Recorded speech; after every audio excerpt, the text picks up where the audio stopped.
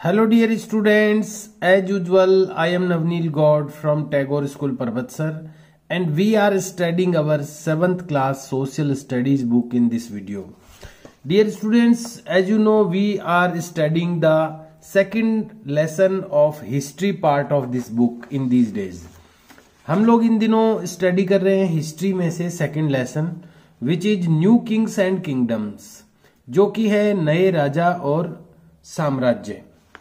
नए राजाओं और उनके साम्राज्यों के बारे में हम स्टडी कर रहे हैं। हम लोगों ने स्टार्टिंग में प्रतिहार, राष्ट्रकूट और पाल्स के बारे में पढ़ा।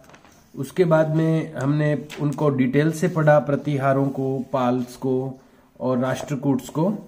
और उसके बाद में उनका एडमिनिस्ट्रेशन कैसा होता था, यानी उनका प्रशासन कैसा होता था। इसके अलावा जो दूसरे जो किंग्स होते थे स्मॉल लेवल के, वो किस तरह से रहते थे, ये सारी चीजें हम पढ़ चुके हैं। ब्राह्मणों को कैसे वो ब्राह्मण और बाकी लोगों को जो लैंड थी वो ग्रांट करते थे। और उसके बाद में हम लोगों ने स्टडी की कि विलेज एडमिनिस्ट्रेशन यानी गांव का प्रशासन कैसा होता था। ट्रेड यानी व्यापार के बारे में हमने पढ़ा। आज हम लोग स्टडी करने वाले हैं श्रेणीज के बारे में, यानी जो जातियां बनी, आज जो जातियां जिसको हम कहते हैं वो कैसे बनी, जिसको आज कास्ट कहते हैं अपन। शुरुआत में ये श्रेणियां थी, एक्चुअल में ये एक तरह का काम करने वालों की एक श्रेणी बन गई थी, समूह बन गया था। और इन्हीं को बाद में इन्होंने जातियों का रूप ले लिया। तो आइए इसको आज स्टडी करेंगे हम, श्रेणीज, एंड जिसको एक अदर जो वर्ड है उससे भी रेफर किया जा रहा है गिल्ड्स। गिल्ड्स का मतलब होता है समाज। So let's start the today's video. आइए शुरू करते हैं आज का वीडियो। श्रेणीज जिसको गिल्ड्स भी कहा जाता है, गिल्ड्स का मतलब होता है समाज। तो श्रेणी या गिल्ड्स यानी समाज के बारे में अभी हम स्टडी करने वाले हैं। एज वी ऑल नो, जैसा कि हम सभी जानते हैं, ट्रेडर्स एंड क्राफ्ट्समैन, जो व्यापारी और जो कलाकार, हस्तशिल्पी होते हैं, हाथ से काम करने वाले होते हैं, ऑफ ए पर्टिकुलर क्राफ्ट, किसी विशेष कला के, किसी विशेष हस्तकला के जो हस्त कलाकार और जो व्यापारी होते हैं, फॉर्म्ड देयर श्रेणीज और गिल्ड्स, वो उन्होंने बना ली। जो खास किसी कला को करने वाले क्राफ्ट्समैन हैं, हाथ से काम करने वाले, जो किसी स्पेशल क्राफ्ट से रिलेटेड यानी किसी खास कला से रिलेटेड जो कलाकार होते थे हाथ से काम करने वाले, दे फॉर्म्ड यानी उन्होंने बना लिया, देयर श्रेणीज उनकी श्रेणियां, और गिल्ड्स या समाज। जैसे कि मान लो कोई मूर्तियां बनाने वाले लोग हैं, तो उन्होंने मूर्ति बनाने वालों ने अपनी एक श्रेणी बना ली, एक गिल्ड बना लिया, जिसको हम समाज भी कह सकते हैं। दिस प्रैक्टिस कंटिन्यूड, ये जो अभ्यास था, ये जो बनने का जो पैटर्न था समाज बनने का, कंटिन्यूड यानी लगातार रहा, इवन नाउ यानी यहां तक कि अब भी, यानी अब भी ऐसे श्रेणियां अभी भी बनती है।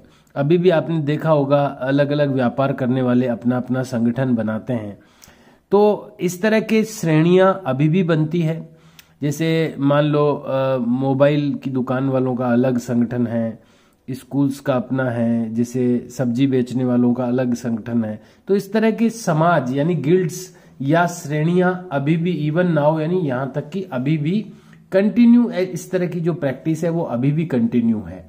द मेंबर्स ऑफ द श्रेणी, ये जो श्रेणी बनती है, ये जो समाज अलग से बनता है, इसके जो मेंबर्स होते हैं, to obey all the rules, उनको ओबे करने होते हैं, उनको पालन करने होते हैं, ऑल द रूल्स यानी सभी प्रकार के नियम, एंड रेगुलेशन और उपनियम, अधिनियम, लेड डाउन जो निर्धारित किए जाते हैं, बाय इट इसके द्वारा।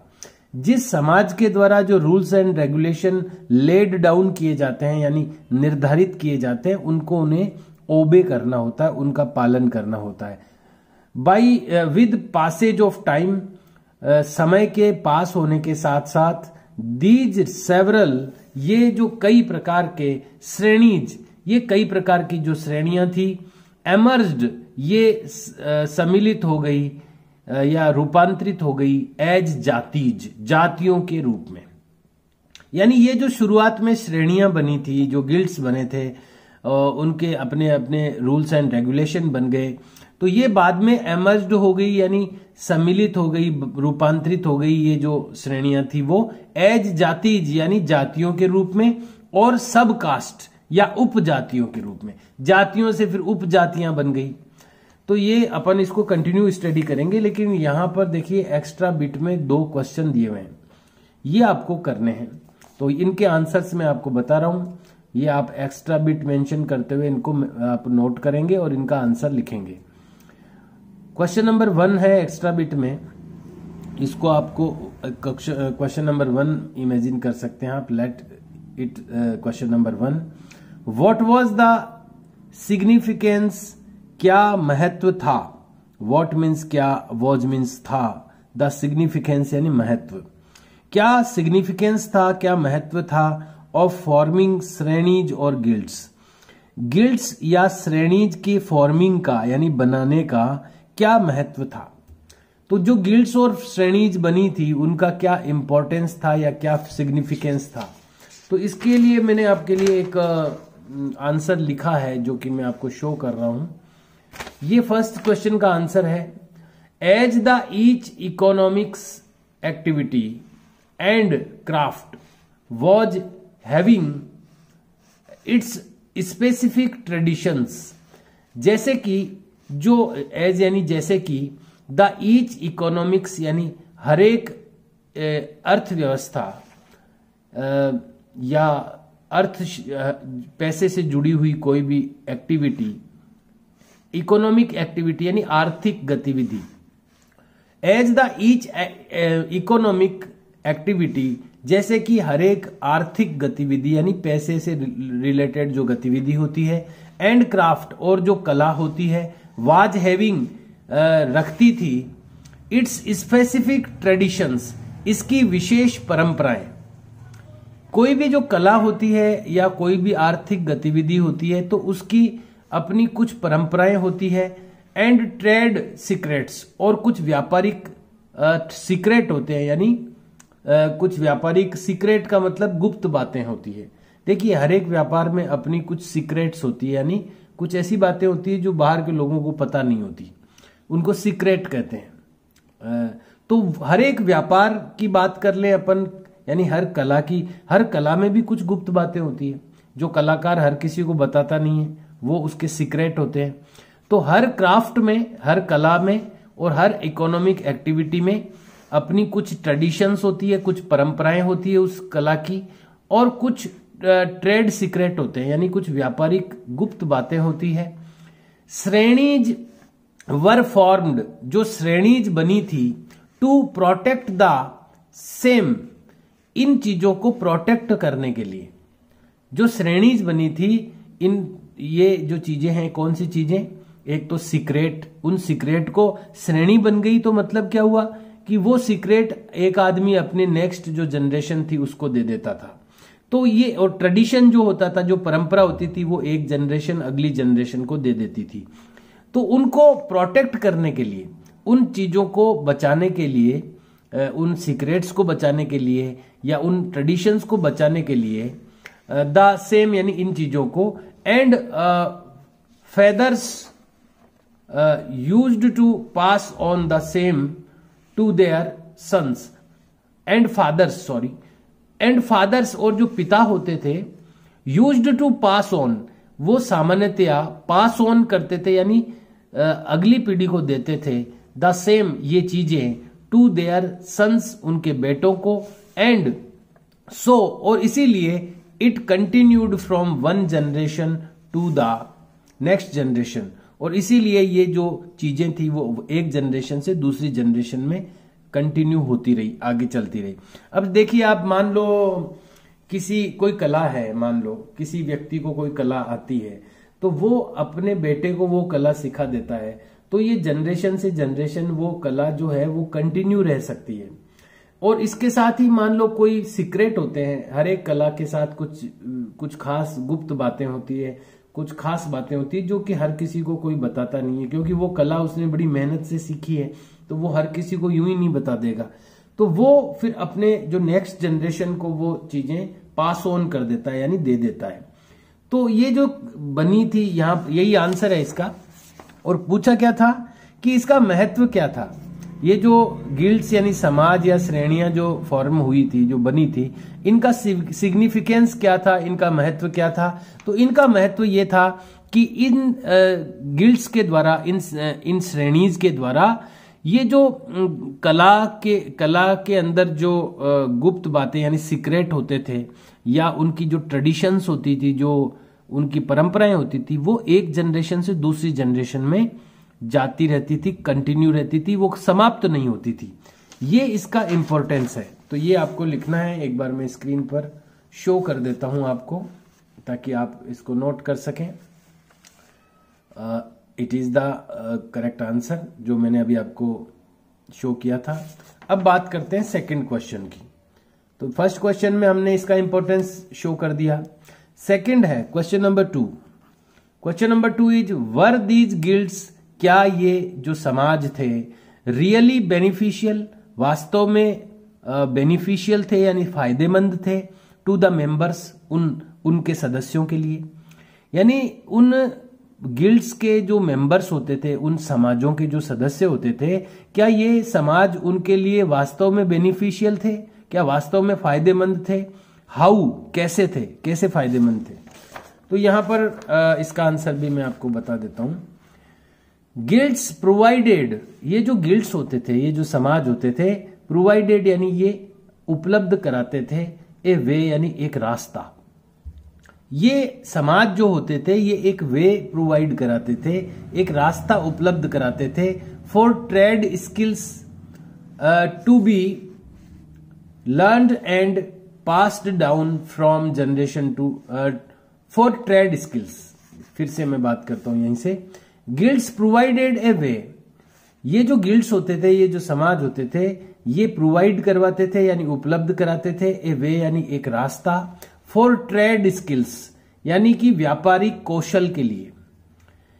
अगर किसी को व्यापारी, कोई भी ट्रेड यानी कोई व्यापार है, कोई व्यापार सीखना है मान लो किसी को, तो उसको उस गिल्ड में शामिल होना होता था। तो ये एक तरह का रास्ता उपलब्ध कराते थे। कोई भी व्यापार किसी को सीखना है, कोई व्यापार किसी को, ट्रेड किसी को करना है, तो उसको उस गिल्ड का पार्ट बनना होता था। तो उसको एक रास्ता मिल जाता था उसकी कला सीखने का, स्किल को अंडरस्टैंड करने का।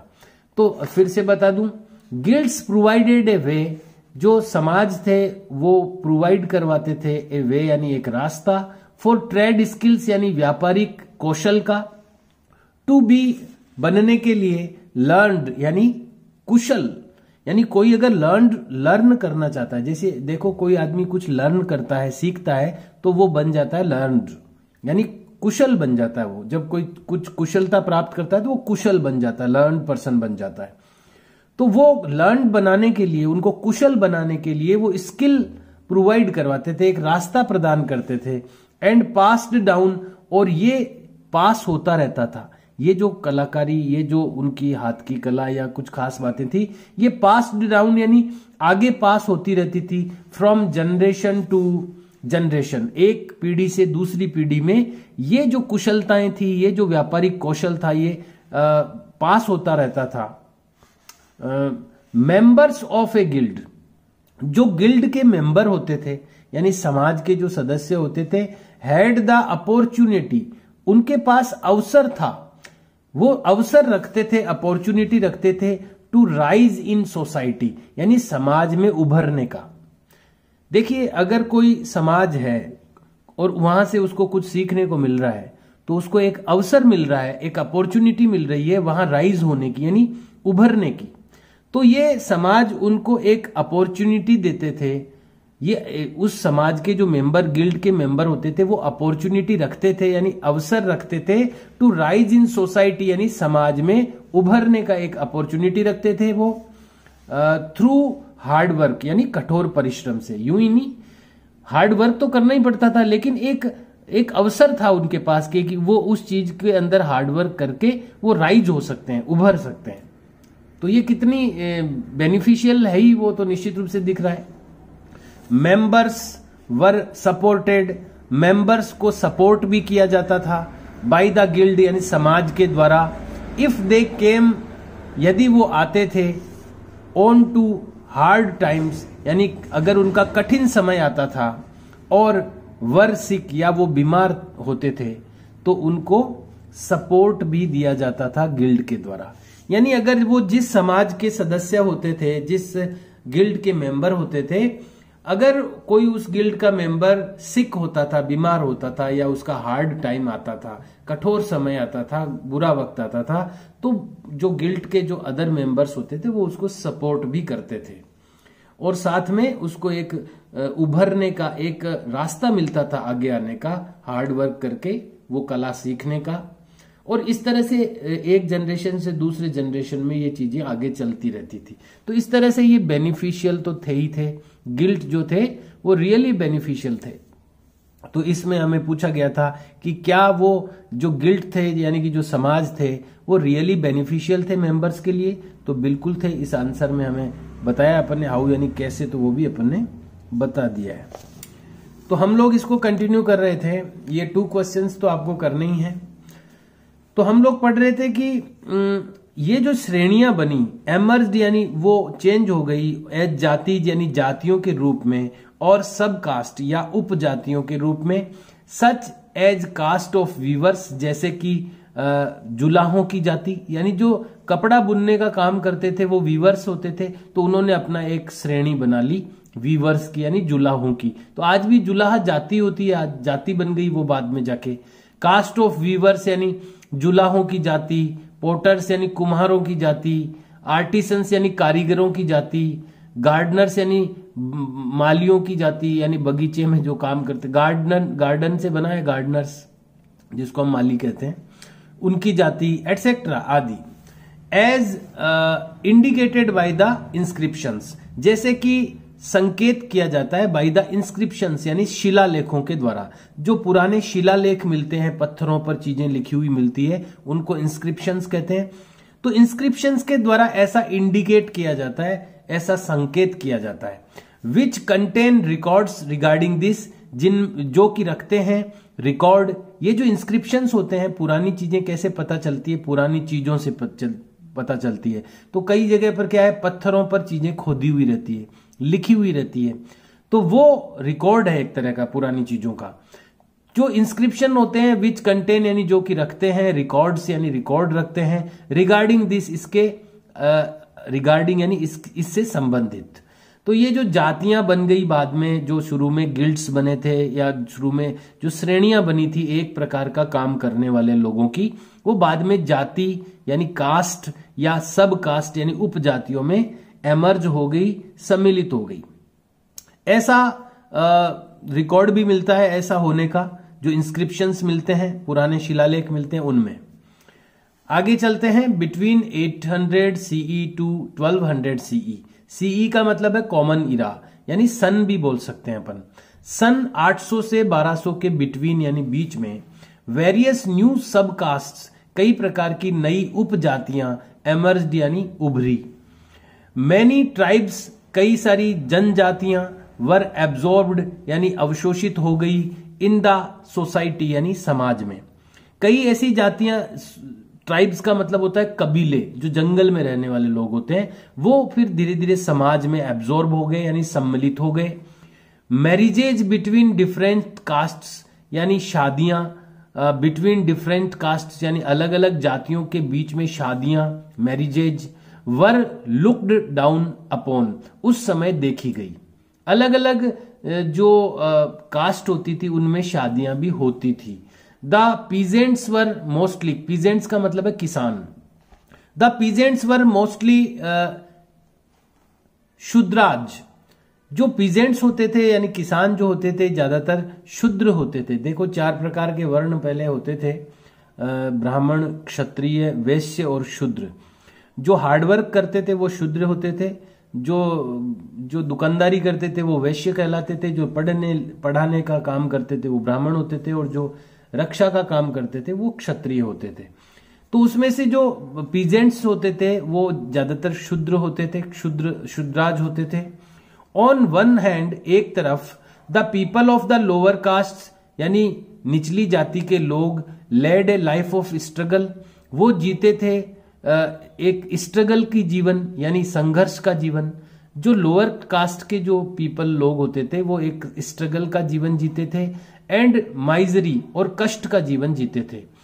वाइल यानी जबकि द किंग ट्रेडर्स यानी जबकि जो राजा होते थे या ट्रेडर्स यानी व्यापारी होते थे एंड गवर्नमेंट ऑफिशियल्स और जो सरकारी जो अधिकारी होते थे लेड ए लग्जरियस लाइफ, उन्होंने जिया एक शानदार जीवन।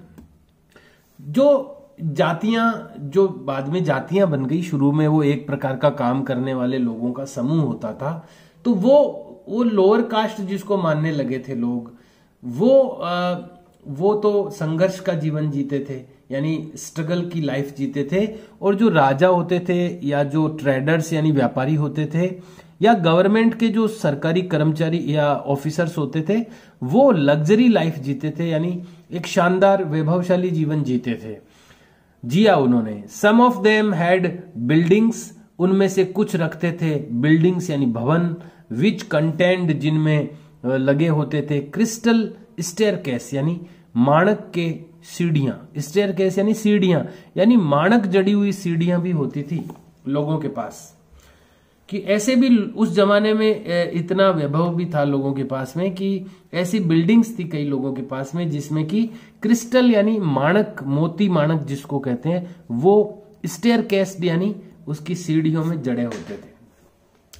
तो इस तरह की जो अनइक्वालिटी थी यानी कि असमानता थी वो उस जमाने में भी थी। ऐसा नहीं है कि अभी ही थी, केवल अभी ही है, हर समय में रही है। और उस जमाने में राजाओं के समय में भी थी।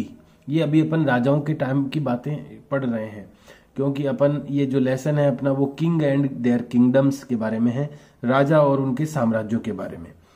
अब देखिए राजाओं के बारे में जब हम पढ़ रहे हैं तो कुछ ऐसे भी लोग हुए हैं जो बाहर के थे और जिन्होंने भारत पर आक्रमण किए, जो भारत पर हमले किए उन्होंने।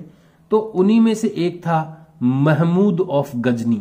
गजनी एक जगह का नाम है जो अफगानिस्तान में थी। वहां का एक किंग था जिसका नाम था महमूद। वो महमूद इसलिए उसका नाम उसको महमूद गजनी बोलते हैं, लेकिन गजनी उसकी जगह का नाम है। तो गजनी का वो महमूद था जिसने पहला आक्रमण किया भारत पर। और किस लिए किया? लूटने के लिए। भारत में इतना धन था, मतलब कि बाहर के लोगों को लालच आ जाता था कि वहां लूट के आ जाते हैं। और दूसरी जो भारत की प्रॉब्लम क्या थी कि वो जो यूनिटी होती है, पूरा सब में एकता नहीं थी, अलग अलग रियासतों में बटे हुए थे राजा। तो एक पे होता था तो दूसरा उस पे ध्यान नहीं देता था, या सीधा सीधा जिस पे आक्रमण होता था वही उसकी चिंता करता था। तो ऐसे लोगों को इसीलिए मोहलत मिल गई कि वो लोग आकर के लूट के चले गए। अगर पूरे देश के राजा एक साथ प्रतिकार करते तो शायद ये स्थिति नहीं आती, लेकिन इन्होंने आए भी ये और लूटा भी, जबरदस्त लूटा। अभी हम पढ़ेंगे कि महमूद गजनी था, यानी गजनी से आया था वो अफगानिस्तान में, तो उसने कितनी लूटपाट करके वो गया। तो वो इसके बारे में अब हम पढ़ेंगे, महमूद ऑफ गजनी, गजनी का ये महमूद। तो लेकिन अभी टाइम अपना ओवर हो चुका है वीडियो का, we have to finish the video. I have given you 2 questions today. आज मैंने आपको 2 क्वेश्चन दे दिए हैं एक्स्ट्रा बिट में, और वो आपको रिटर्न वर्क में करना है।